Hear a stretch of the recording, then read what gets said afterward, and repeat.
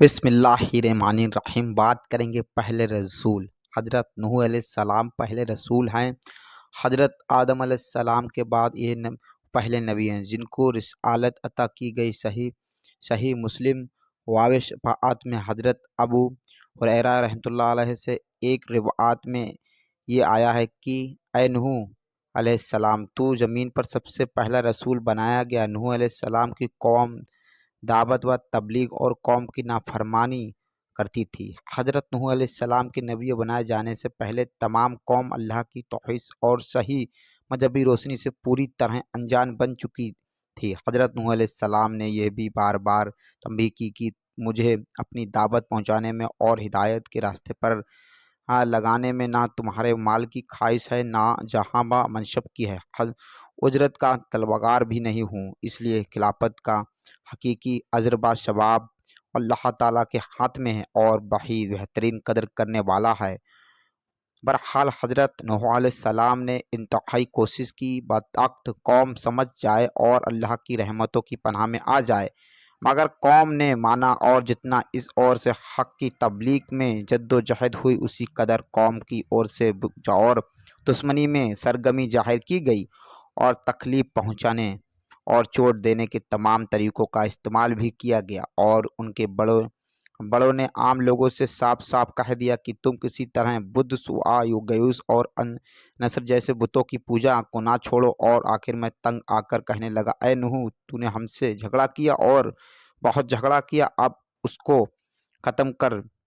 और तूने हमसे अल्लाह के अजाब का वायदा किया, पहले है या हज़रत नूह अलैहिस्सलाम ने यह कहकर सुनकर जवाब दिया। नूह ने कहा, ज़रूर, अगर अल्लाह चाहेगा तो उस अजाब को भी ले आएगा और तुम इसको थका देने वाले नहीं हो। इस तरह जब कौम की हिदायत से पहले हज़रत नूह अलैहिस्सलाम बिल्कुल मायूस हो गए और उसकी वालिद चस्पी जिद और हद धर्मी पर उन पर वजह हो गई और कुरान में मुताबिक 9.5 साल तक बराबर की जा रही दावत तबलीग का उन पर कोई असर नहीं देखा गया तो बहुत ज़्यादा मायूस और परेशान खातिर हुए। तब अल्लाह ताला ने उनको तसल्ली के लिए फरमाया है।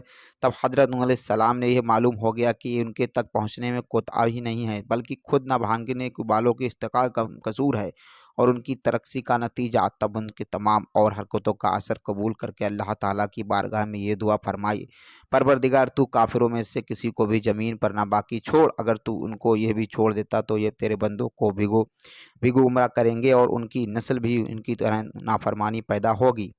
की बुनियाद अल्लाह ने हज़रत नूह अलैहिस्सलाम यानी कि नाव की बुनियाद भी हज़रत नूह अलैहिस्सलाम की दुआ कबूल फरमाई और बदले के नून और आमाल के मुताबिक सरकसों की हालत का ऐलान कर दिया। पहले हज़रत नूह अलैहिस्सलाम को हिदायत फरमाई कि वह एक नाव तैयार करें ताकि जाहिर हस्बाब के एतबाब से वह और पक्के मोमिन उस अजाब से बचे रहें और अल्लाह ने नाफरमानों पर नाजिल होने वाला। आखिर नूह की नाव बनकर तैयार हो गई। जब अल्लाह के वायदे अजाब का वक्त करीब आया और हज़रत नूह अलैहिस्सलाम ने उनकी पहली निशानी को देखा जिसका जिक्र उनसे किया गया था, यानी धरती के पानी से नीचे से पानी का चश्मा उबलना शुरू हुआ।